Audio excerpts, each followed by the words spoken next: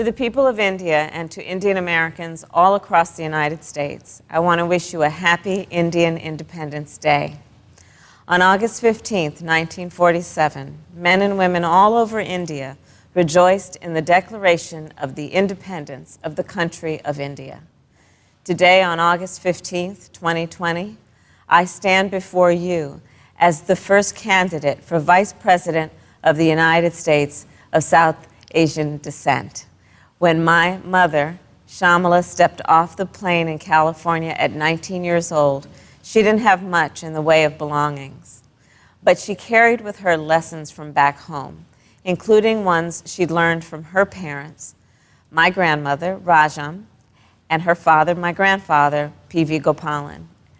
They taught her that when you see injustice in the world, you have an obligation to do something about it, which is what inspired my mother to march and shout on the streets of Oakland at the height of the Civil Rights Movement, a movement whose leaders, including Dr. Martin Luther King Jr., were themselves inspired by the nonviolent activism of Mahatma Gandhi.